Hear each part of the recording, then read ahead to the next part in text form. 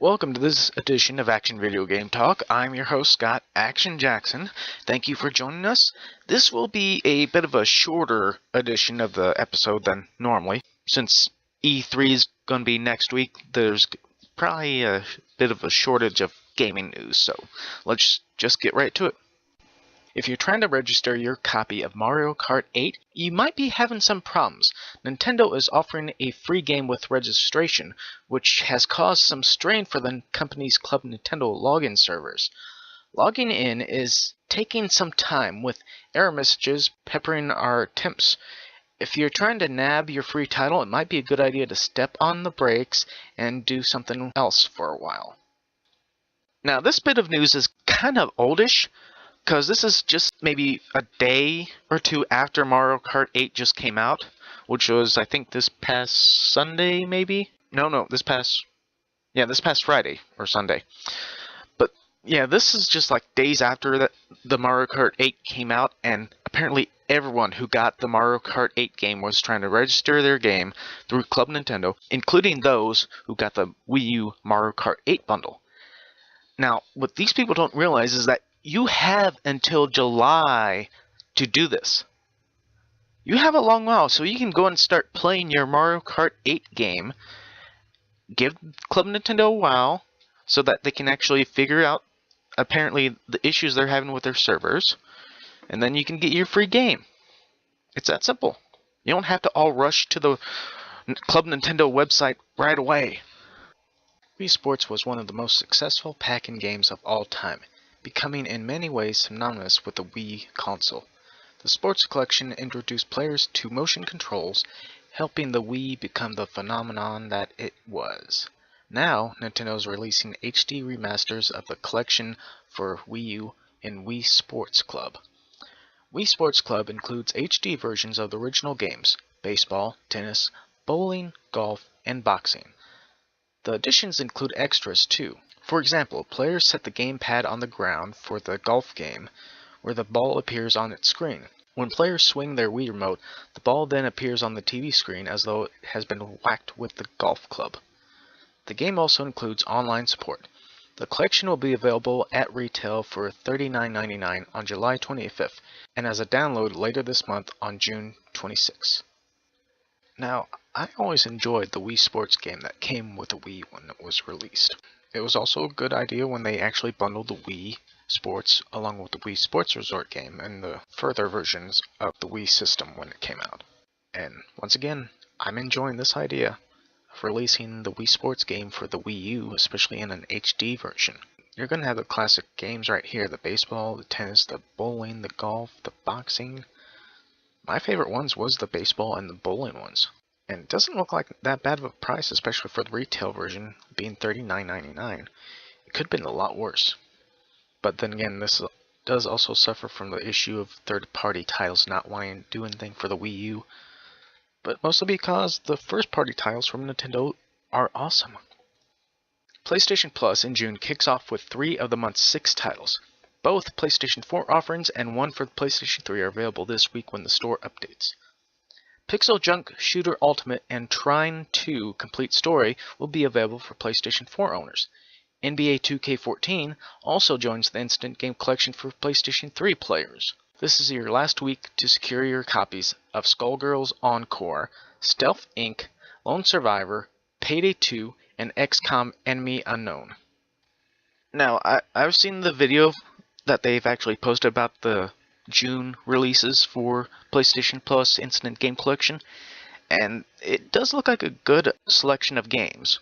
You know, especially with the Pixel Junk Shooter for PlayStation 4 along with Trine 2 Complete Story. I'll probably get Trine 2, but the biggest issue I have is my PlayStation Plus membership ran out, so I'm going to have to go and get that today or tomorrow.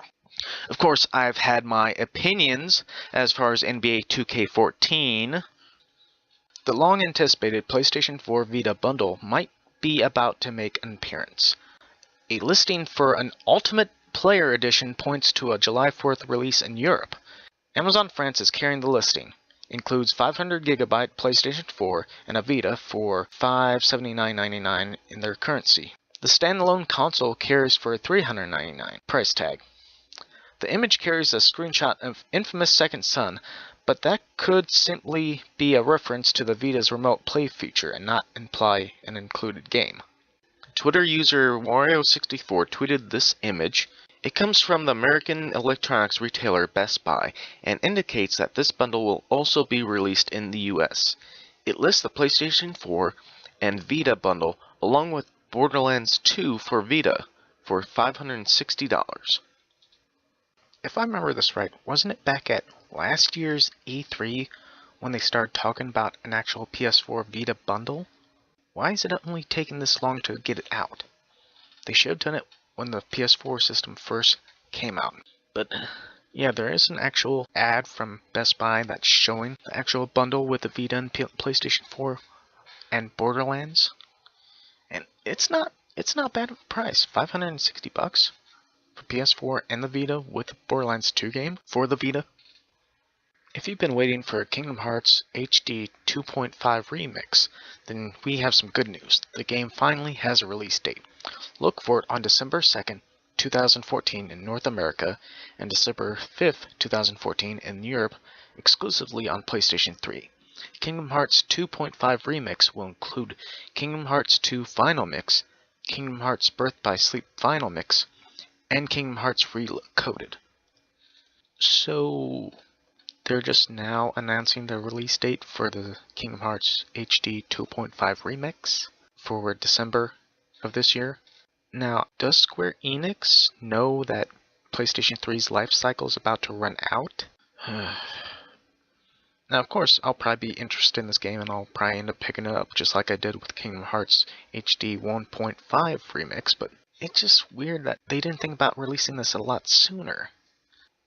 While E3 2014 will hopefully reveal new details about Halo 5 Guardians, developer 343 Industries is already talking about Halo-themed headsets for the upcoming titles. The multi-year partnership announced on the Halo Waypoint blog will lead to several new products. Few game franchises have ever pushed the boundaries of our imagination quite like Halo, said Astro Gaming President of Marketing Aaron Dreyer. With its robust online multiplayer features, compelling storyline, incredible detailed gameplay audio, and inspiring musical score, Halo delivers at every level. According to 343 Industries, more specific product announcements should arrive at a later date. Halo 5 Guardians is expected to release in the third quarter of 2015. Now, every time when I hear about something like this, it just reminds me of the Call of Duty Turtle Beach headsets that they had. Of course, they probably sold a few of them when they came out, but in the long run, they just kept staying around in the stores.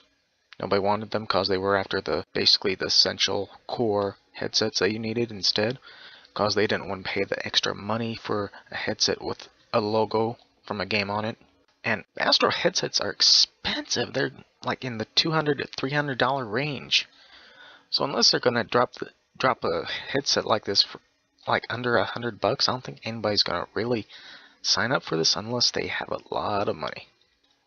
After appearing mysterious appearances on retailer websites, Telltale Games has confirmed it will release its titles on Xbox One and PlayStation 4. The Wolf Among Us and both seasons of The Walking Dead will be arriving on next new-gen hardware later this year. Additionally, The Walking Dead Season 2 and The Wolf Among Us will be arriving at retail for Xbox 360 and PlayStation 4. You'll probably need to wait until after the seasons are complete for digital play before they show up on the shelves, though. Now, this is kind of expected. The Wolf Among Us and both seasons of Walking Dead on the new generation systems, people should be okay with this and see it coming, especially with as great as the Walking Dead game was. And no, I'm not talking about the Survival Instincts one. That one was just garbage. Batman Arkham Knight, the final chapter of Rocksteady's Arkham series, has been delayed until 2015. Although the game was originally due out on PS4, Xbox One, and PC on October 14th this year, it seems the developer has had a change of heart. No reasons for the delay were given, though it's safe to assume the studio wants to make sure it goes out with a bang. On the plus side, with October and November this year already looking busy, it's probably not the worst thing in the world. A range of villains have already been confirmed for the title, including the Riddler, Penguin, and Two-Face. We also know Harley Quinn is set to appear in the upcoming chapter of the Arkham series, and pre-ordering will let you play as her. Kevin Conroy is confirmed to return as Batman, while Troy Baker is strongly hinted he'll once again lend his pipes to voicing Two-Face. Now, I don't like the way this is looking for the Batman Arkham Knight game. It got delayed to next year, and there was no reason whatsoever for the delay. I know the delay has been rumored for about a month now. I mean, I could see them wanting to push it back and work on it some more. I mean, they did that with Watch Dogs, and it turned out an awesome game for the PlayStation 4. It's not an issue for me, but if they want to give it more time to work on it some more, I'd say go ahead. Terraria, the pixelated 2D digging and building simulator, is making its way to new gen. Publisher 505 Games announced the ports in a post on the game's message boards, writing, "At E3, we will be showing off Terraria on PlayStation 4 behind closed doors, with cross-play and cross-save to PlayStation Vita. These versions of the game will include all the 1.2 update content, and will release in 2014. Screens for the new version will be appearing online next week during E3. Now, I've been hearing a lot of good things about this game, even though they're saying it's better than Minecraft, which I don't know about that. But I like hearing that it's coming to PlayStation 4 and Xbox One. I'm sure at some point I'll probably give it a try, even if it is like a little demo version of it. And, this whole little cross-play, cross-save with Vita is a nice little touch too. Microsoft has announced that Windows drivers for Xbox One controller are now available. You can download them if you're eager to make the switch, or you can wait for a Windows update coming in the near future. Any game that features support for the Xbox 360 gamepad is supported. You can also download the drivers from Major Nelson's website. Now, this was kind of expected to actually officially happen, or officially be confirmed. I'm sure there's been some people out there who've been trying to find patches or something to actually play their Xbox One controller on the PC. And I know that I think it's just about every Xbox wired controller will work for the PC. There might be like a few off-brand ones that don't. But for people who've been using like the 360 controllers, they'll probably be trying to do this with the Xbox One controller if they actually have an Xbox One. Doug Liman, the director of the upcoming film adaptation of Ubisoft's Splinter Cell series, says that the movie will have a vibe that's unique from the game while keeping many of the series' traditions. In a recent interview, Liman, who is currently out promoting the time-twisting Tom Cruise movie Edge of Tomorrow, confirmed that the casting of Tom Hardy, who played Bane in The Dark Knight Rises, as Sam Fisher, does indicate a shift in tone for Splinter Cell. Liman said, "I think everything about Splinter Cell will be younger. It's a chance to come up with a new franchise that's fresher, newer, younger, and Tom Hardy is always such an incredible actor." At the same time, he did hint that many of Sam Fisher's trademark gadgets, like night vision goggles, will be making appearances in the film. "Some of the tropes of the game will for sure be in the film," said Lehman, "but also the fun that is when you lose them. Just strip that stuff away and really make the characters sort of have to operate without it." The Splinter Cell movie is scheduled to be released sometime in 2015. Why did he use the term younger feel for a Splinter Cell movie? I know with most of these, I think there's like 2 other video game movies that are supposed to be coming out. And those 2 movies will determine if the actual video game franchise will be an actual success as far as movies from here on out. I know that they've done the Resident Evil games, they've done the other bad ones like the Double Dragon and Super Mario Brothers, which we don't know how bad those were. And the first Mortal Kombat was a good movie, but the sequel, Annihilation, was kinda bad.